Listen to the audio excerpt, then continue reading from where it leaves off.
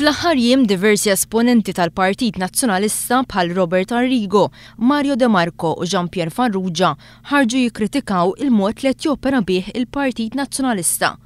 Ikkritikaw ukoll it-tattiċi użati mill-Partit Nazzjonalista, inkluż il-kampanja elettorali negattiva, u tkellmu dwar il-bżonn li l-Partit Nazzjonalista jinbena kollu mill-ġdid.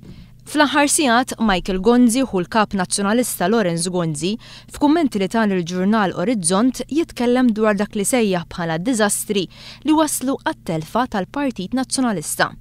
Jgħid li kien hemm fatturi li taħt it-tmexxija ta' Lorenz Gonzi irriżultaw f'diżastru bħal insensittività tal-Arms Limited u l-kontijiet għoljin tad-dawru l-ilma u l-kontroversja tat-trasport li fi kliemu waslet għal diżastru fis-servizz tal-Arriva.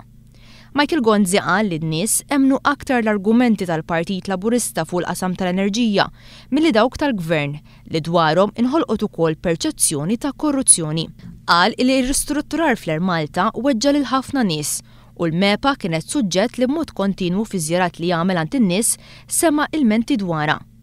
Isemmi wkoll is-sitwazzjoni fl-Isptar Mater Dei, il-istitwal ta' stennija, il-problemi fid-Dipartiment tal-Emerġenza u mediċini out of stock. Imma dan hemm il-mod kif it-tmexxija ta' Lorenz Gonzi trattat id-dħul tad-divorzju, drittijiet ta' persuni LGBT u l-kaċċa. Tlifna b'mod qawwi, tkaxkira, ma nistgħux niċħdu dan. Dak li kien Partit Nazzjonalista kburi, illum jinsab arkubteħ, jgħid Michael Gonzi.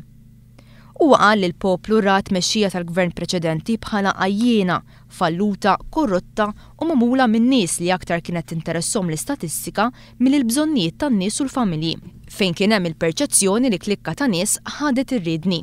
Michael Gonzi qal li hemm bżonn nies ġodda u ideat ġodda biex il-Partit Nazzjonalista jiġi ristrutturat minn fuq sa isfel.